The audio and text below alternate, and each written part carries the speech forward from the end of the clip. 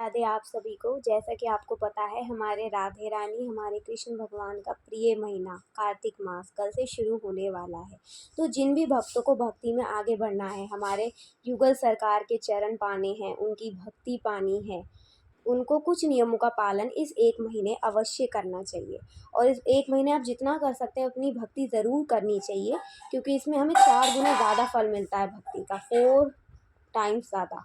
तो जितना हम कर सकते हैं उतना हमें ज़रूर करना चाहिए, अपने कान्हा जी को और अपनी राधा रानी को ज़रूर रिझाना चाहिए। तो चलिए अब आपको मैं कुछ चीज़ें बताती हूँ, जो आपसे जितनी हो सके उतनी ज़रूर करिए इस दामोदर महीने में, इस कार्तिक महीने में, अपने कान्हा जी के लिए और अपनी राधा रानी के लिए। पहले तो आपको सुबह उठना है ब्रह्म मुहूर्त में। हाँ जी, कार्तिक का महीना ब्रह्म मुहूर्त में ही मनाया जाता है, इसका महत्व ब्रह्म मुहूर्त में ही है। तो आपको अपनी पूजा पाठ ब्रह्म मुहूर्त में ही करनी है, आपको स्नान आदि ब्रह्म मुहूर्त में तारों की छाँव में ही करना है।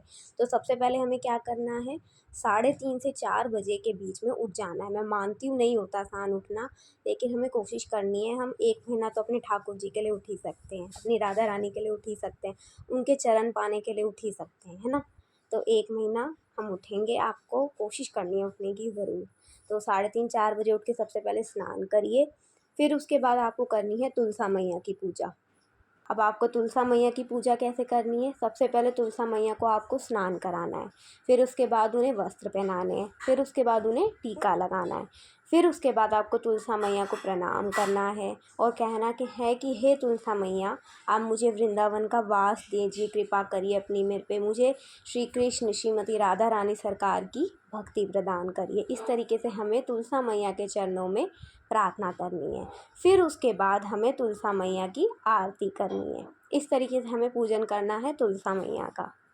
फिर उसके बाद हमें अपने ठाकुर जी को उठाना है, ठाकुर जी को स्नान करवाना है, ठाकुर जी को खूब सुंदर सुंदर वस्त्र पहनाने हैं, उनका श्रृंगार करना है, पूरा अच्छे से माला पहनानी है, उनको मुकुट पहनाना है, सब कुछ अच्छे से उनका श्रृंगार करना है। फिर उसके बाद हमें अपने राधा कृष्णा को, अगर आपके यहाँ राधा रानी है तो उनको भी आपको बिल्कुल ऐसे ही स्नान कराना है, उनका श्रृंगार करना है। अगर ठाकुर जी हैं तो सिर्फ ठाकुर जी को, दोनों को, अपने राधा कृष्णा को, अपने युगल सरकार को स्नान आदि करवा के हमें भोग पवाना है। जो भोग आप अपने राधा कृष्णा को खिलाएंगे वही भोग आपको अपनी तुलसी मैया जी को खिलाना है, ठीक है। इस तरीके से हमने अपने ठाकुर जी की पूजा करनी है। नेक्स्ट उसके बाद हमें क्या करना है, मान लो हम बहुत बिज़ी हैं, आप स्कूल जाते हैं, आप ऑफिस जाते हैं, आपके पास ज़्यादा टाइम नहीं है, तो आपको कुछ नहीं करना, बस जितना आप कर सकते हैं उतना 10 मिनट दे सकते हैं, 15 मिनट दे सकते हैं, 20 मिनट दे सकते हैं, अपने ठाकुर जी के आगे बैठना है, अपने युगल सरकार के आगे बैठना है और जो मंत्र आप जाप करते हैं, जैसे आप श्री कृष्ण महामंत्र का जाप करते हैं, हरे कृष्णा हरे रामा का, तो वो करना है। राधा नाम जाप करते हैं, राधे राधे राधे राधे, जैसे मैं राधा नाम का जाप करती हूँ, राधे राधे राधे राधे ऐसे।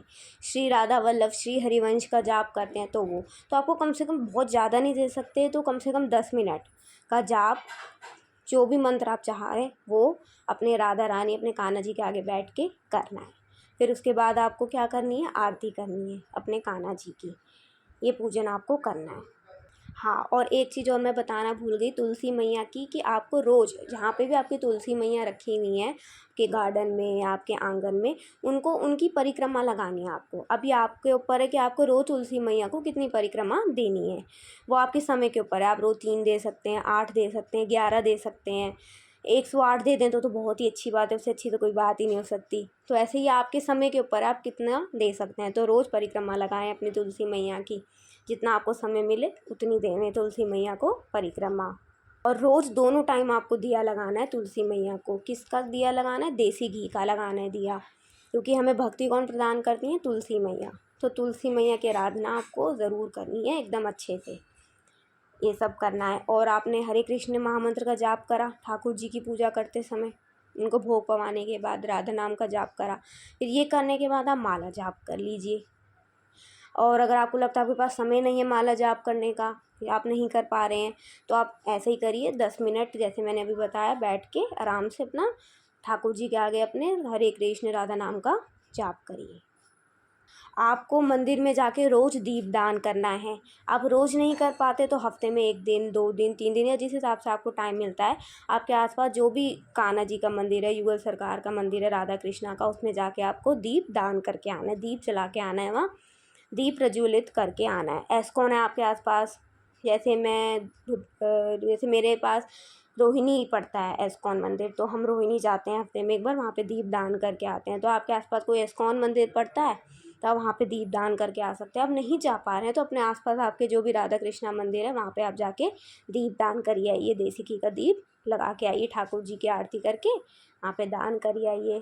और हो सके तो इस एक महीने में एक बार श्री वृंदावन धाम, श्री बरसाना धाम ज़रूर जाइए और वहाँ पे जाके अपनी हाज़िरी लगा के आइए।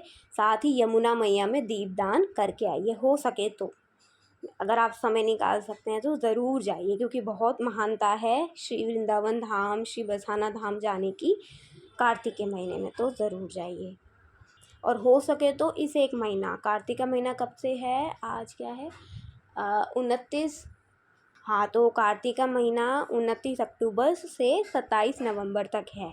तो अब इसे कार्तिक के महीने में अगर आप कर सकते हैं तो अपने प्रभु कान्हा जी, अपनी राधा रानी सरकार के चरणों में अपनी कोई एक प्रिय चीज़ त्याग दीजिए एक महीने के लिए। इससे क्या होता है, हम भक्ति मार्ग में और ज़्यादा दृढ़ बनते हैं और ज़्यादा आगे बढ़ते हैं। कोई भी प्रिय चीज़, जैसे मान लो आपकी कोई प्रिय सब्जी हो, आप उसे त्याग सकते हैं। आपकी कोई प्रिय चीज़ है जो आप रोज़ करते हैं तो आप उसे त्याग सकते हैं। जैसे मैं कहूँ मुझे खाने में राजमा बहुत पसंद है, तो मैं वो त्याग दूँ, भाई मैं एक महीना ये नहीं खाऊँगी कान्हा जी के लिए, राधा रानी के लिए। तो ऐसे आप अपनी कोई भी एक प्रिय वस्तु एक महीने के लिए त्याग दीजिए, अपने कान्हा जी और अपनी राधा रानी के लिए। उनके आगे संकल्प करिए आज से ही, आज सुबह से या आज शाम से संकल्प कर लीजिए, कल से जैसे महीना शुरू है तो, कि प्रभु मैया मैं आपके आगे ये संकल्प करती हूँ कि मैं ये चीज़, जो भी चीज़ आप त्यागेंगे वो मैं पूरे एक महीने त्यागती हूँ, मैं नहीं खाऊंगी। ज़रूरी भी है और नहीं भी है, बाकी आपकी मर्ज़ी, आपकी भक्ति के ऊपर, आप कर सकते हैं तो कर लीजिए, मैं बस ये कहना चाहूँगी। और हमें इस महीने में कुछ ना कुछ अपने सामर्थ्य के अनुसार, जितना हम कर सकते हैं उसके अनुसार कुछ ना कुछ दान ज़रूर करना चाहिए। किसी को वस्त्र दान कर सकते हैं तो वस्त्र दान कर दीजिए। गौ मैया की सेवा ज़रूर करनी चाहिए, गौ मैया की सेवा आप कर सकते हैं, हर कोई कर सकता है। जैसे उनको रोज़ सुबह रोटी खिलाया, ये उनको हरा चारा दीजिए गौ मैया को, तो इस तरीके से गौ मैया की सेवा कीजिए इस महीने ज़रूर। तो ऐसे कुछ ना कुछ हमें दान करना है, दान या सेवा करनी है।